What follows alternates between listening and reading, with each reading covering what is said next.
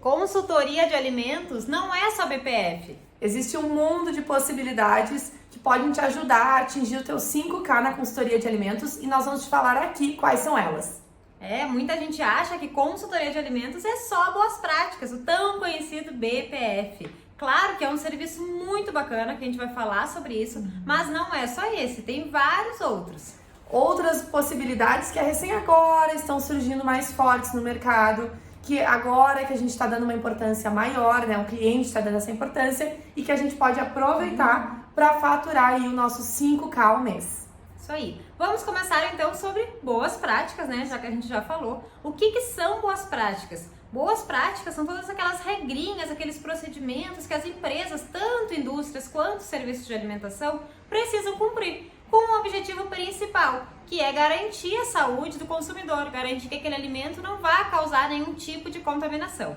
E esse é o serviço mais comum logo que a gente se forma, que a gente quer trabalhar. Porque geralmente nas universidades a gente tem alguma cadeira relacionada à qualidade, boas práticas de fabricação. Então a gente já sai da faculdade com aquela coisa, vou trabalhar com boas práticas. Não tá errado, tá ótimo, porque boas práticas é um item obrigatório pela nossa legislação sanitária, tanto para a indústria quanto serviço de alimentação. Tem muito campo para boas práticas, mas ao mesmo tempo já tem muita gente fazendo, né, implementação de boas práticas, assim como a APES. Assim como nós, é verdade. E lá no início, contando um pouquinho da nossa trajetória, nós iniciamos muito forte com boas práticas. Nós atendemos muitos clientes voltados para essa atuação e foi muito legal, nos deu uma bagagem muito boa e com o tempo a gente foi aprimorando outros serviços, se destacando em outros serviços também. E é importante lembrar que nós começamos há 8 anos atrás, há quase 8 anos atrás. E naquela época, boas práticas era algo que era novo, era algo que recém estava sendo descoberto, que as pessoas estavam começando a dar mais valor. Hoje existem outras cadeiras, outras coisas que a gente viu na faculdade que estão em alta, assim como boas práticas estavam na nossa época. Então é importante também ter essa visão do que está em alta e o que a gente pode implementar. Isso aí. E quando a gente fala que existem outras oportunidades, outras soluções surgindo no mercado, não quer dizer que tu não possa executar boas práticas ou que tu não possa fazer tal coisa, não é isso. Mas é importante que a gente pense em qual vai ser o macro, né, o foco maior daquela empresa. Hoje na APES, o nosso foco maior é boas práticas, sim, mas a gente não deixa de atender outras soluções que se adequam àquela nossa realidade, ao que a gente gosta de fazer, ao que a gente sabe fazer, porque também tem outra, né? A gente sai, a gente se forma, mas a gente não sabe fazer tudo.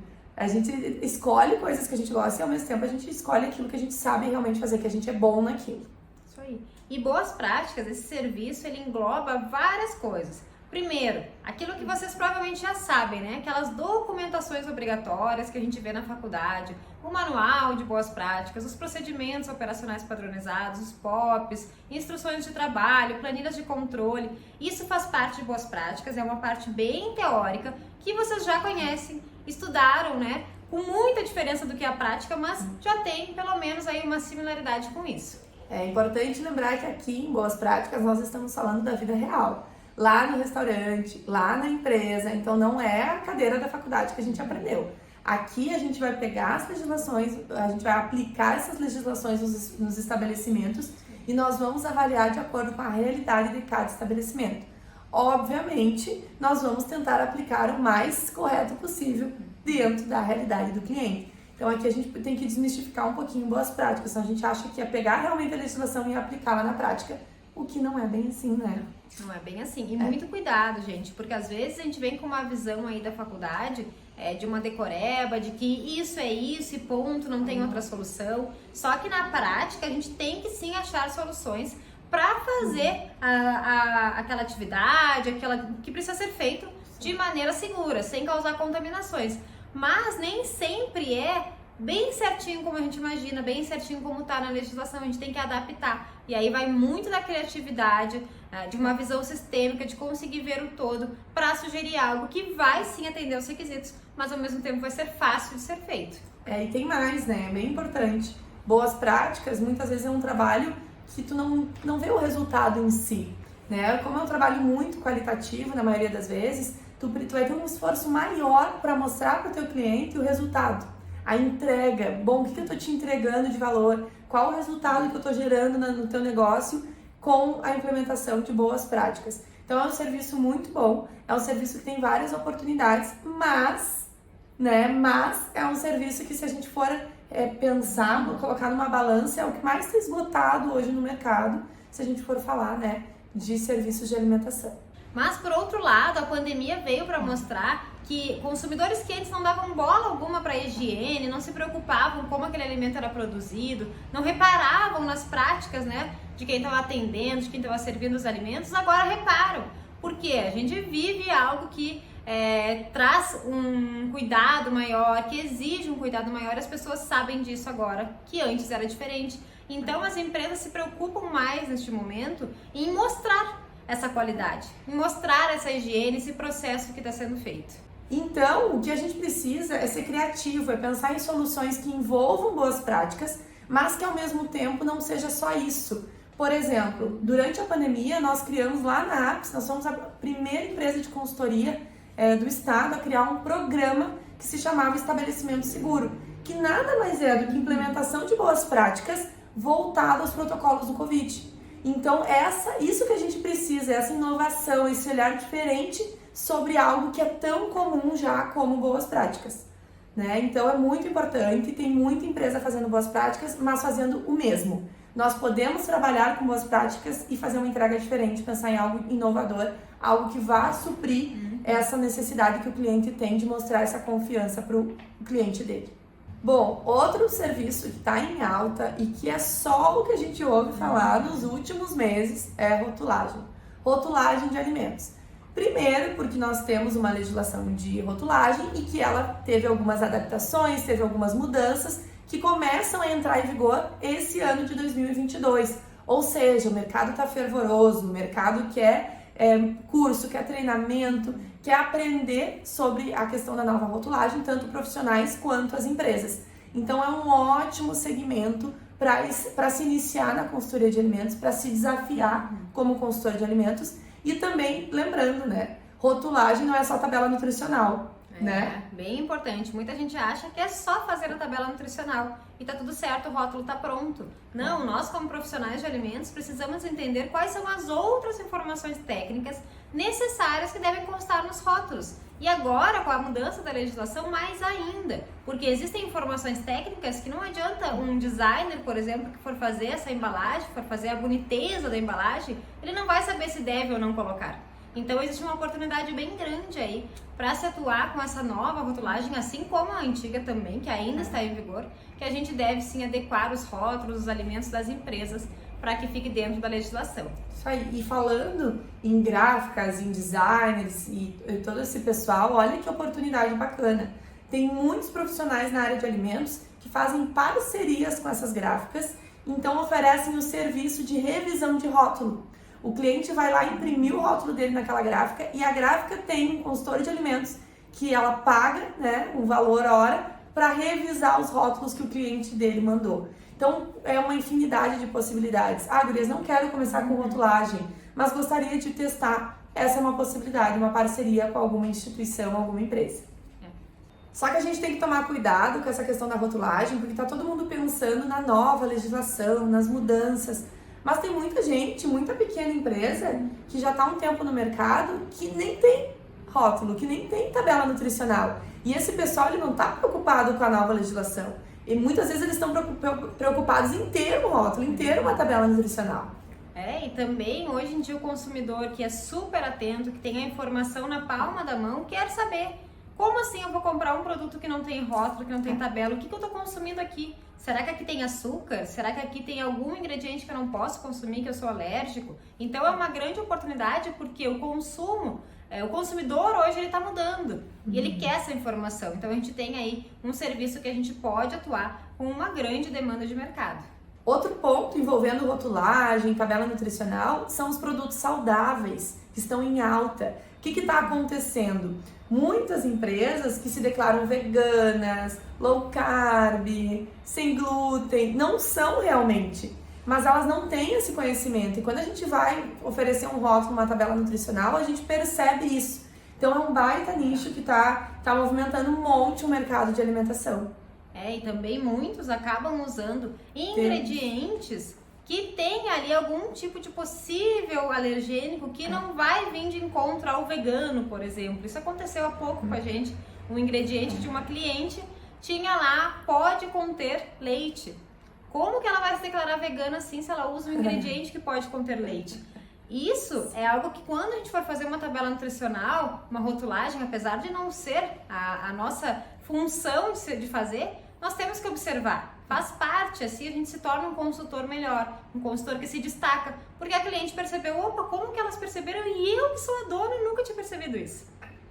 Ou, por exemplo, a gente atendeu uma empresa que fazia kombucha, faz kombucha, e ela declarava bem grande no rótulo, melhora seu bem-estar. Daí no outro rótulo, aumenta a sua imunidade. E o outro, melhora a sua autoestima. São termos que hoje na nossa legislação a gente não pode usar. Só que essa empresa não sabia. Então é nosso papel quanto consultor de alimentos durante a produção de um rótulo, uma tabela nutricional, observar esses detalhes que envolvem tanto questões de ingredientes quanto termos, né, que eles usam e que não pode, que estão na moda, gente, tá em alta. Que nem o low carb, né, sem glúten, tem uma série de requisitos para tu poder declarar, que nós, consultores de alimentos, sabemos, mas os donos não sabem.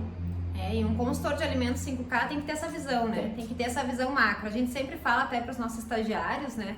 Que quando eles vão fazer algum produto, muitos não têm ainda essa visão. E a gente ensina, por quê? Quando a gente pega um produto, por exemplo, que se diz saudável, e lá dentro ele usa um ingrediente que é cheio de aditivos, de conservantes, de corantes, inclusive, como que a gente faz uma tabela nutricional, lista de ingredientes e entrega como se nada fosse? Se a gente sabe que aquela empresa se denomina como saudável. Não dá, gente. Então é uma baita oportunidade de se destacar no mercado. Porque o que mais tem é profissional que faz o básico. Faz o que tem que ser feito, o que contratou e foi. E é isso aí, né? Mas nós, consultores 5K, não somos assim. Nós entregamos além do que nos contrata. A gente entrega o além. Pode não ser um serviço nosso, a gente pode não estar ganhando por aquilo. Mas a gente dorme com a cabecinha tranquila de que a nossa parte quanto profissional a gente fez. E outro serviço que se complementa muito bem com a tabela nutricional é a ficha técnica. Por quê? Porque se o cliente não tem ficha técnica, como que a gente vai fazer a tabela nutricional? Fica difícil e aí a gente já pode elencar um com o outro e tentar vender também a ficha técnica. E aí, falando em ficha técnica, nós temos 2 modelos que a gente trabalha. Podem existir vários no mercado, mas a gente gosta sempre que esses 2 aconteçam, porque é o mínimo que o cliente precisa.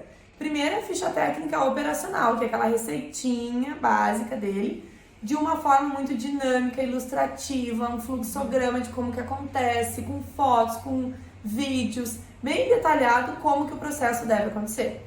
Só um porém, quando a gente fala para um técnico da área de alimentos, um fluxograma, cuidado.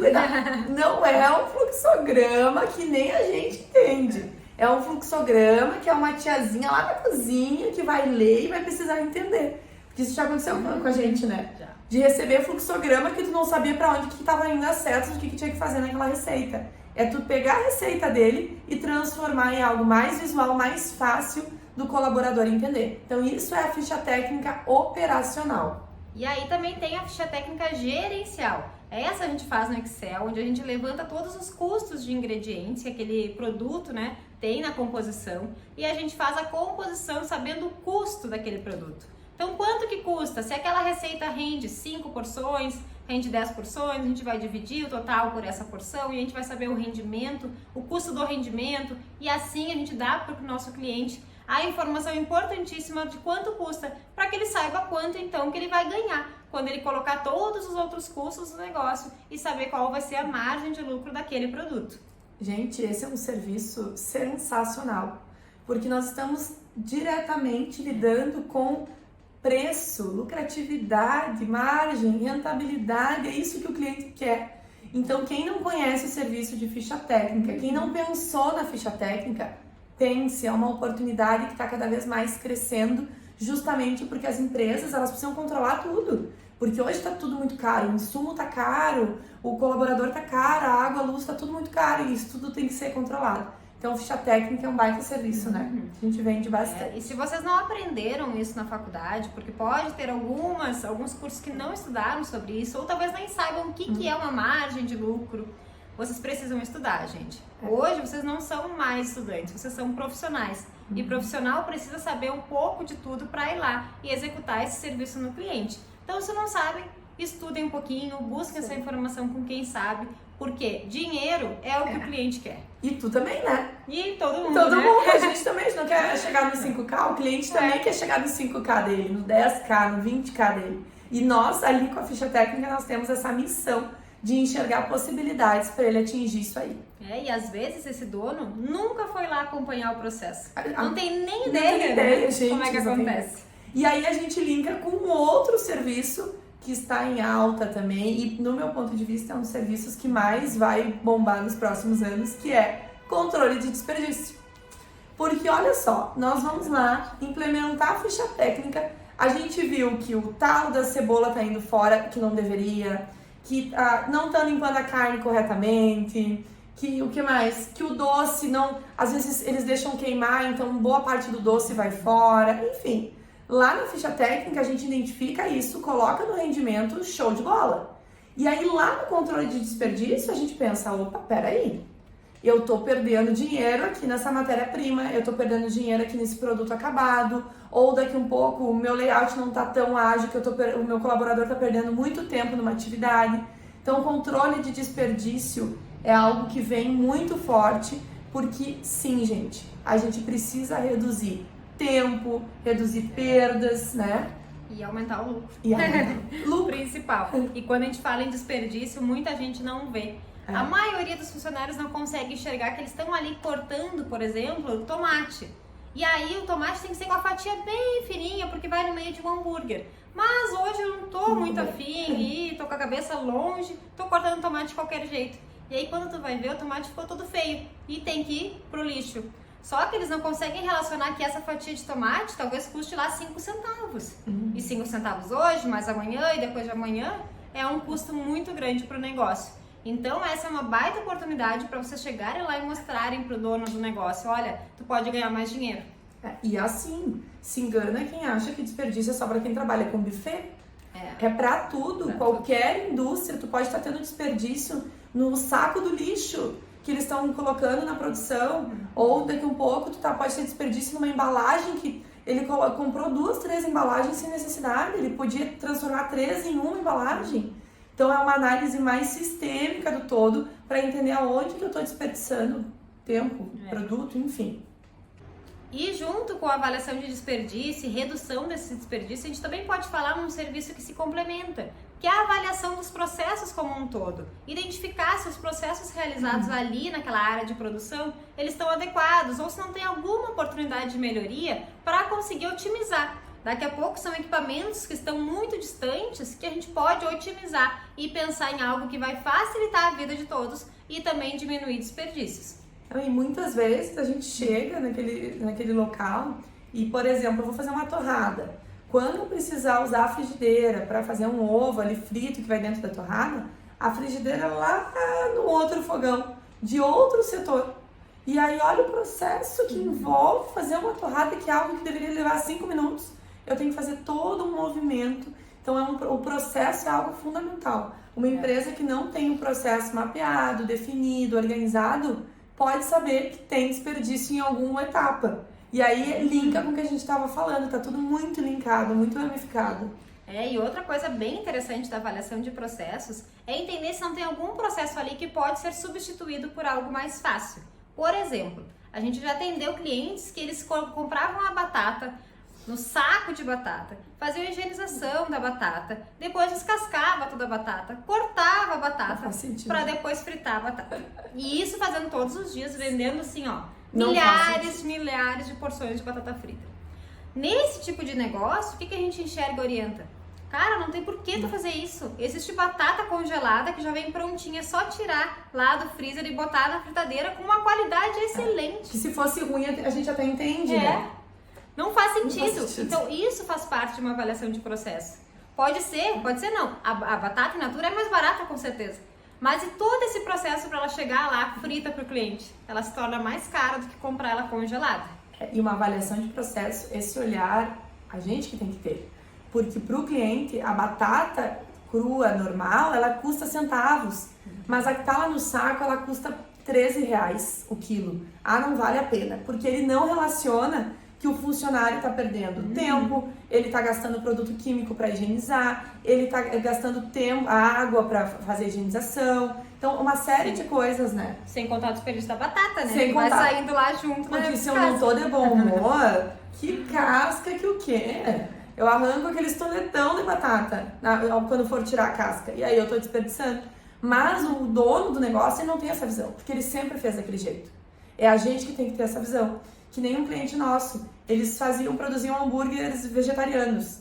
Que vendia muito pouco, mas ele não queria tirar do cardápio justamente porque vendia de vez em quando e não queria tirar. Só que as meninas demoravam horas para fazer aquele produto. Para vender 2, 3, 4, né, durante a semana ou durante o dia, enfim, não valia a pena. E eu disse, gente, por que a gente não compra pronto? A gente conseguiu reduzir 6 horas de um processo. É muito tempo. Só que para eles estava tudo certo. Eles já tinham colocado dentro da rotina. E isso já acontecia. Só que eles não se davam por conta que 6 horas do colaborador por semana é muito tempo. E um detalhe bem importante, pessoal. Se vocês querem ser consultores 5K, mesmo que, por exemplo, vocês estejam lá nessa empresa fazendo boas práticas, vocês têm que ter essa visão. Não é porque, não, ele não me contratou para avaliar processos que eu não vou enxergar. Gente, pelo amor de Deus, se tu tá lá avaliando boas práticas, mas tu percebeu que tem esse processo que poderia ser otimizado, tu tem que falar. Isso agrega valor para ti como profissional. Não, e tudo, né? Tudo. Tudo. Vamos supor que tu vai fazer tabela nutricional, como a gente falou anteriormente. E aí tu foi até a empresa da cliente, do cliente, para conversar, fazer uma reunião, ela te apresentou a cozinha e tu viu que, opa, peraí, tem alguma coisinha errada. Tu pode chegar com jeito e conversar sobre boas práticas, sobre o que tu observou com essa pessoa. Tu não vai te queimar por causa disso, eles não vão ficar chateados, eles adoram. Porque é uma profissional, uma pessoa de fora, enxergando algo que muitas vezes eles não enxergam.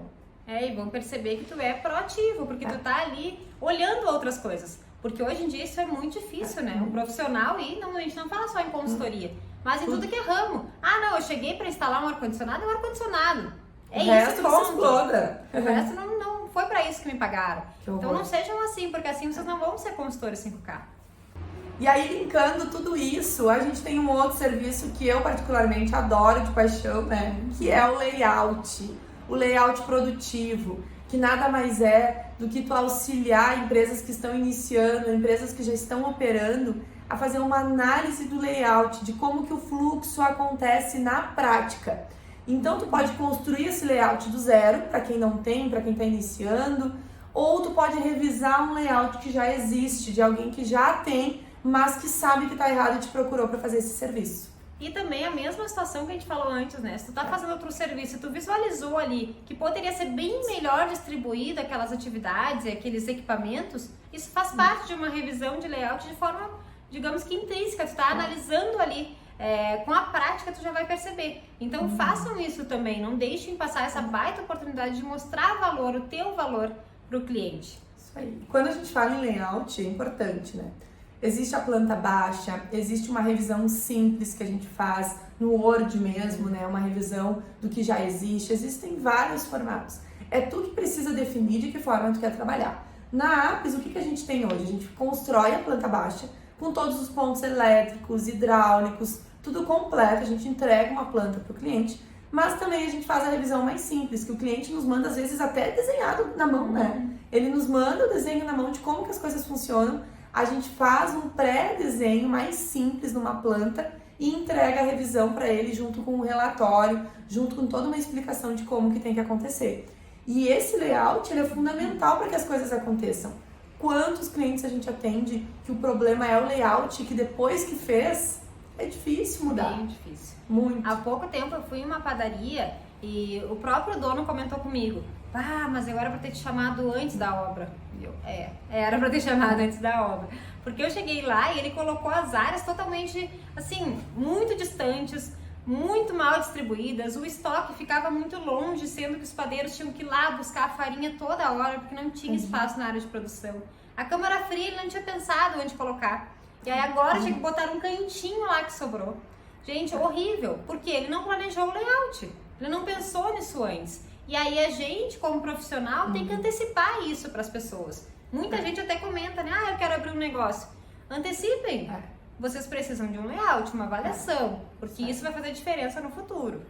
E aí vocês podem trabalhar, que é uma baita oportunidade, com parceiros, arquitetos, engenheiros civis, engenheiros eletricistas, parceiros que trabalham com obras e que daqui a um pouco não tem a expertise que a gente tem, a expertise técnica. Então hoje na Apps nós temos vários parceiros que fazem a parte visual, que fazem a parte de design, que fazem outras partes dentro de um projeto, de um restaurante, de uma indústria, e que quando entra para a produção nos chamam. Gurias, a gente precisa revisar, ver se tá ok. Gurias, a gente precisa de uma ajuda para construir esse layout. Então isso é uma boa alternativa de parceria para tu conseguir desenvolver novos clientes, né? E ter esse serviço aí no teu portfólio de serviços. E a maioria deles não sabe, né? Não sabe. Não sabe que tem várias regras aí para produção de alimentos. Acha Apavorados. que é só aquilo e deu. E quando a gente fala, mas meu Deus, tem até material específico? Sim, tem até material específico. Então eles não sabem, e essa orientação é um grande valor que a gente pode passar e fornecer através de uma parceria que vai chegar num potencial cliente aí do setor de alimentação. Tem até um caso curioso para comentar sobre isso.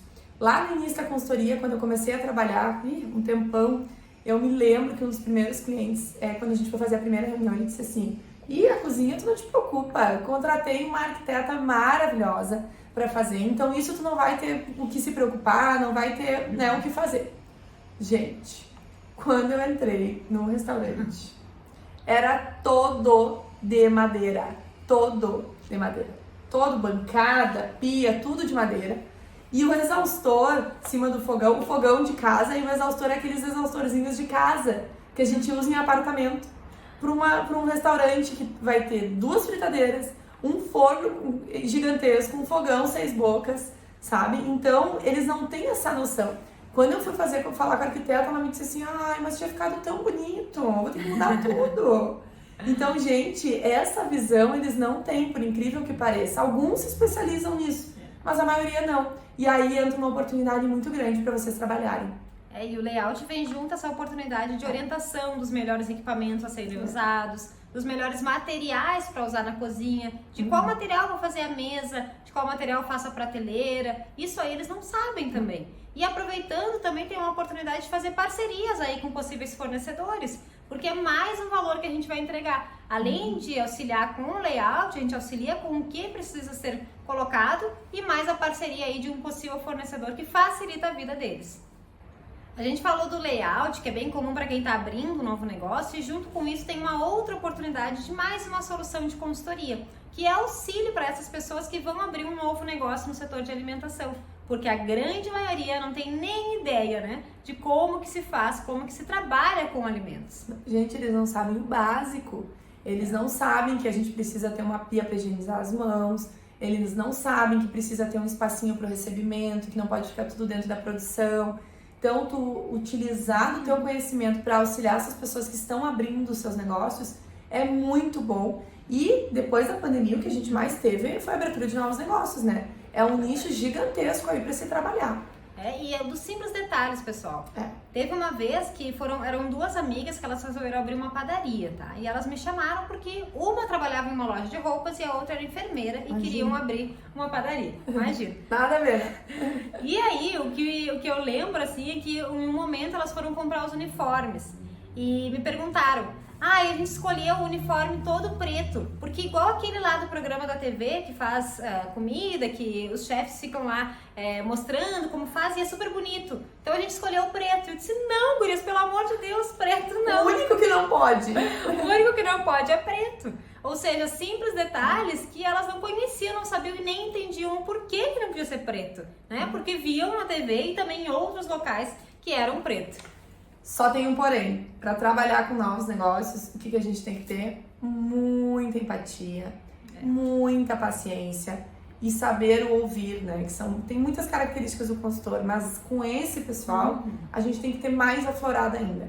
Porque tu tá lidando com aquele sonho, geralmente são pessoas que passaram a vida toda juntando aquele dinheirinho para abrir aquele negócio, que aquilo é o negócio da vida, é o negócio da família, tem todo um amor, né? Não que os outros não tenham, mas quando tu já tá no mercado, tu já passou um pouquinho dessa fase.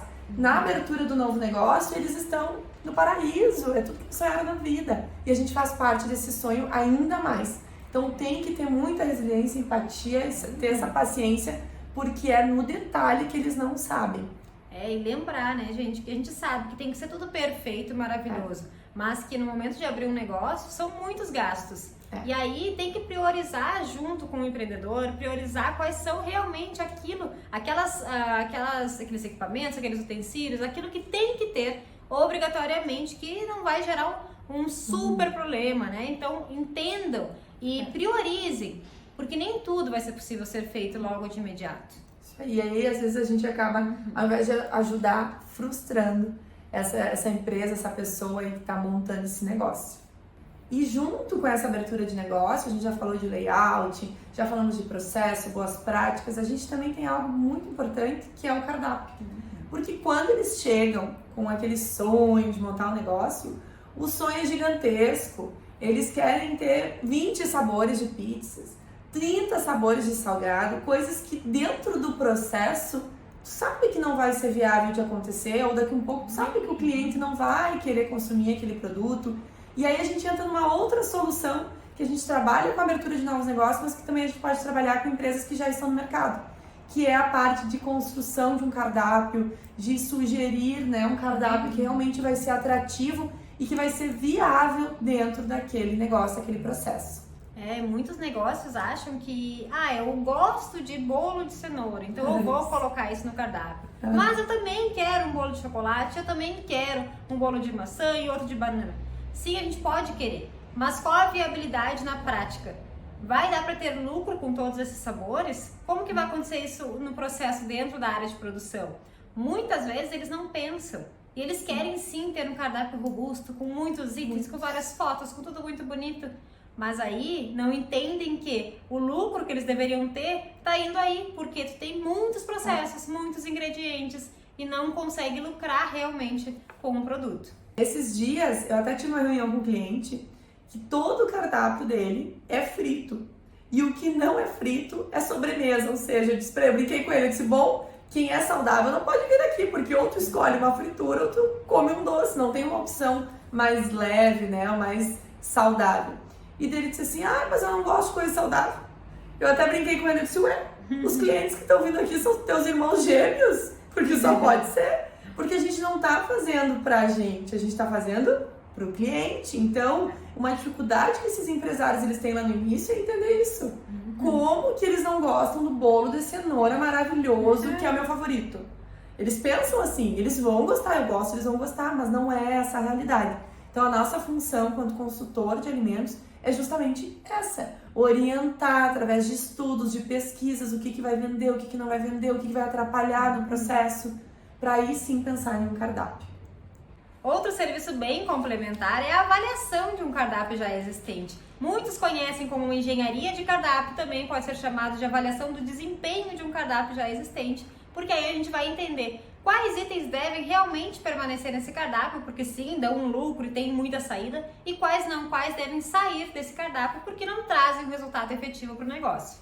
É importante a gente saber que para fazer isso a gente precisa da ficha técnica do produto, a gente precisa de todas as informações desse produto, ou seja, é uma solução complementar. Tu pode tentar vender uma ficha técnica para o cliente e depois junto ali, né, uma engenharia de cardápio para analisar depois esse produto. Então, são soluções que tu pode ter no teu escopo aí de soluções que vão agregar cada vez mais. E não é porque o nome, a denominação aí dessa metodologia se chama engenharia de cardápio que é feito só por engenheiros. Não, qualquer profissional da área pode fazer essa avaliação. Claro que tu tem que entender um pouquinho aí de uma matriz que tu vai ter que avaliar, margem de lucro junto com a saída de produtos, mas é algo que qualquer profissional da área de alimentos que se capacitar vai conseguir sim entregar essa solução. Falando em produto, em indústria, a gente tem P&D, né, conhecido como pesquisa e desenvolvimento de produtos. E aí a gente pode usar dentro do P&D várias possibilidades. A primeira possibilidade é tu criar realmente, desenvolver um produto novo para um negócio. Seja um negócio que já existe ou seja um negócio que está iniciando. Essa é a primeira solução, que é o que o pessoal busca muito, principalmente agora, com essas questões do saudável. Tem muita gente procurando, eu quero desenvolver um biscoito saudável, quero desenvolver um pão sem glúten. Então, pesquisa e desenvolvimento trabalha com desenvolvimento em si e também com melhoria, né? Com melhoria também. Daqui a pouco é um produto que precisa de uma melhoria para se adequar a uma legislação. Por exemplo, agora a gente tem aí a rotulagem que as empresas vão ter que declarar alto em açúcar adicionado, assim como outros itens. E aí, se essa empresa trabalha com um produto que é muita quantidade de açúcar e não quer declarar que é alto em açúcar, tem aí uma baita oportunidade de P&D para melhorar este produto e reduzir o açúcar ali naquela formulação. Então, essas duas oportunidades, tanto de desenvolver realmente do zero, quanto melhorar, tem muito campo para atuar. Tem muito campo. Só a gente tem que tomar um cuidado. Pesquisa e desenvolvimento envolve, tanto na melhoria quanto no desenvolvimento de um novo produto em si, envolvem análises laboratoriais, físico-químicas, microbiológicas, enfim, uma série de análises que não vem ao caso. Para realizar essa análise, nós temos duas opções. Ou a gente faz uma parceria com o laboratório, tá, para desenvolver esses testes, fazer tudo isso para a empresa, ou nós temos a nossa própria estrutura de análise. Porque é o mínimo, gente. A gente vê consultor de alimentos desenvolvendo novos produtos, fazendo isso com análise caseira. Não, gente, análise caseira, análise microbiológica caseira não é efetiva, a gente sabe disso. Como que tu vai visualizar se uma bactéria ou algum micro-organismo já está se desenvolvendo dentro do produto só olhando? A gente sabe que não é bem assim. Então, tem que tomar muito cuidado com pesquisa e desenvolvimento de produto, porque é algo muito sério e que envolve análises que independem de nós, né? E talvez vocês possam estar pensando, gurias, mas na indústria tem laboratório, eu vou usar os próprios laboratórios de lá. A gente concorda que é uma realidade que a gente vê na faculdade, sim, que as indústrias que a gente conhece, faz visita técnica, tem sim laboratórios e que sim, faríamos lá. Porém, a realidade da prática é que a grande maioria das empresas que a gente atende são pequenas e não tem laboratório nenhum. Então a gente precisa entender de que forma assim que a gente vai analisar o que é necessário. E isso é uma realidade que vem com um tapa na cara, né? Tipo, como assim não tem laboratório? Gente, a maioria não tem. Gente, a maioria não tem condições de realizar nem muitos testes para não gastar matéria-prima. Do nosso público, do público da APS, que é um público de pequeno porte. Daqui um pouco, tu tá nos ouvindo, tu vai dizer, não, Gurias, mas eu vou atender médio e grande porte. Show! Tá tudo certo, eles vão ter essa estrutura, eles vão ter condições de realizar tudo isso que a gente tá falando. Mas a maioria não tem. Então, tu precisa pensar, o que eu vou fazer? Eu quero trabalhar com pesquisa e desenvolvimento e eu tenho que ter algum parceiro ou eu tenho que ter uma certa estrutura para auxiliar essas empresas. Agora, no visual, no olhar e dizer que tá bom ou não tá, não dá e tem muito profissional que faz isso. Consultor de alimentos 5K não faz isso. E uma das análises que são feitas aí na pesquisa e desenvolvimento é a análise sensorial, que é um outro serviço que vocês podem oferecer separado do P&D ou em conjunto também. A análise sensorial é essencial para que a gente consiga entender se aquele produto realmente será aceito ou não. Ou entender se aquela troca lá do açúcar que a gente reduziu por um edulcorante, por exemplo, se ela vai ser aceita ou se vai ser percebida pelo cliente. Tem muita gente que nos procura para realizar só análise sensorial.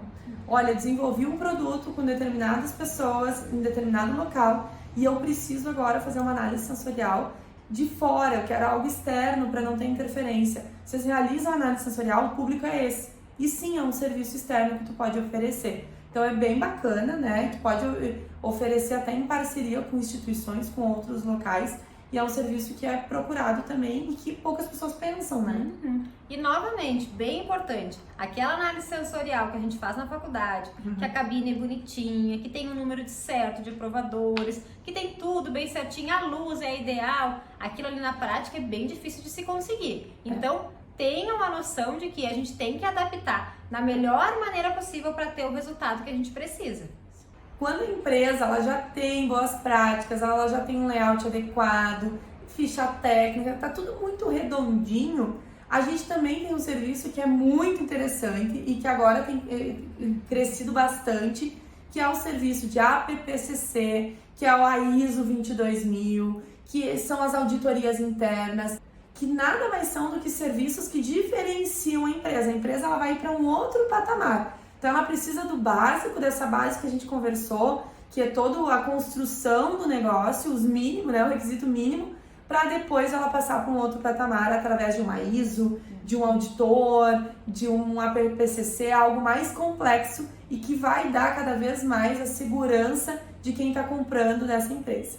E lembrando, pessoal, é um nicho de atuação que se distancia muito dos pequenos negócios, porque a maioria dos pequenos negócios não tem o básico, que são as boas práticas. Então, se vocês querem atuar nessas soluções, saibam que vai se diferenciar bastante e que talvez seja um ramo, mas é uma escolha que deve ser feita, né? Porque a atuação ela é bem diferente. É muito segmentado. Aqui tu vai atender médias, grandes empresas, pequenas muito poucas, né? Mas é um nicho muito bom, com um crescimento muito alto aí para os próximos anos. Empresas que querem exportar, empresas que querem vender para multinacionais, precisam. E aí entra o nosso trabalho, né? Fundamental.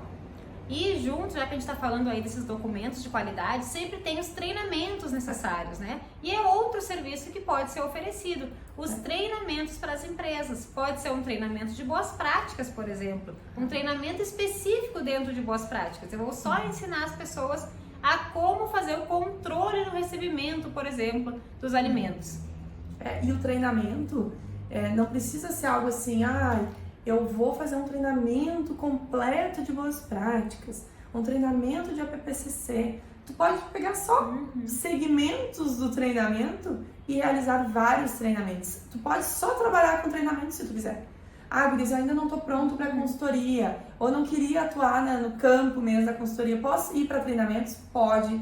Existem diversos profissionais que focam só em treinamento. Rotulagem, tabelas, fichas técnicas, tudo que a gente conversou pode se tornar só treinamentos, se tu quiser. E é muito bom agora nessa época do mundo online que a gente vive, treinamento online está em alta também. É uma baita oportunidade. Mas lembrem, né, que quando essa empresa, esse cara for te contratar, ele quer saber se tu realmente domina aquele assunto. Porque afinal de contas, tu vai estar sendo um professor para a empresa dele, para os funcionários, para a equipe dele. Então, realmente, tu tem que dominar esse assunto que tu vai fazer, o treinamento. Dominar, gente, não é saber o conteúdo técnico. Dominar é tu dar bons exemplos, é tu mostrar para a equipe que se eles fizerem isso vai acontecer isso, é tu pegar coisas do dia a dia, é tu realmente ter confiança no que tu tá falando. Isso é dominar. Porque a parte técnica, tu vai ler um livro, comprar um curso, tu vai ler, vai estudar e vai aprender. Agora, o dia a dia, as experiências que tu vai trazer nos treinamentos, é isso que vai te diferenciar.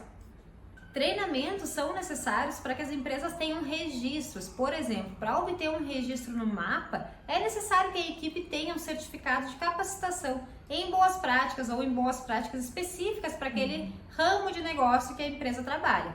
Assim como na Anvisa, né? Para tu ter o alvará sanitário, para tu conseguir, tu precisa do curso de boas práticas. Então, são treinamentos básicos que todo negócio que vai se registrar em algum órgão, seja Anvisa ou seja MAPA, vai precisar.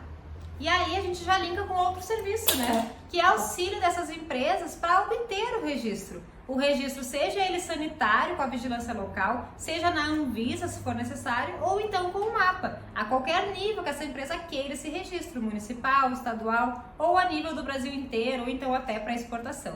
Então, na Atos, por exemplo, a gente trabalha desde o início com aquele cliente que está abrindo. Então, vamos supor, ele quer desenvolver uma bebida que vai registrar no MAPA, tá? A gente inicia ele no desenvolvimento da bebida, a gente inicia com toda a parte de documentação, treinamento, rótulo, boas práticas e o auxílio no registro. Então, o que é o auxílio no registro? Caminhamento de documentação, ver o que precisa, contato com os fiscais para alguma necessidade, alguma dúvida, para formalizar um negócio. Então, esse é um serviço que é muito bom, porque é uma parte muito burocrática, muito técnica. Geralmente quem está abrindo um negócio não tem conhecimento, não faz ideia, né, do que precisa, com quem que tem que falar, e a gente tem esse potencial, essa capacidade de ajudar. E é legal que tu vai linkando um serviço ao outro, né? Pode ser que essa empresa vai contratar vários serviços em um único projeto. Isso acontece muito, né? Bastante. Com a gente nunca é só uma tabela ou só a abertura de um novo negócio. Sempre a gente consegue linkar com outras soluções que ele precisa. Isso ajuda muito para que ele faça as coisas da melhor forma possível, né? Quantos que a gente vê que perde dinheiro. E às vezes não antecipa para o cliente que ele vai precisar disso lá na frente. E aí o cliente começa fazendo o layout com o profissional, mas o profissional não fala que ele precisa do registro no mapa, por exemplo. Um outro serviço que linka muito com a abertura de novos negócios, com o registro no Ministério da Agricultura, na Anvisa, é o serviço de responsabilidade técnica. É quando um profissional ele assina por aquele negócio e ele se torna responsável pelo processo e pela qualidade daquele processo. Então, gente, quem achou que boas práticas era a única coisa na consultoria de alimentos que realmente tinha, né, possibilidades, se enganou, né? Tem muita coisa para desenvolver na consultoria de alimentos, fora que tem coisas que a gente nem falou, né? Tem muitas áreas. E mais as oportunidades que talvez a gente nem pensou, que podem ser, por exemplo, aquelas que vocês são especialistas e que gostaram muito de estudar na faculdade. Por que não? Não é uma solução aí de consultoria. Isso aí, então vamos inovar, vamos sair da nossa caixa, né? E pensar nessas possibilidades para a gente chegar rumo ao nosso 5K.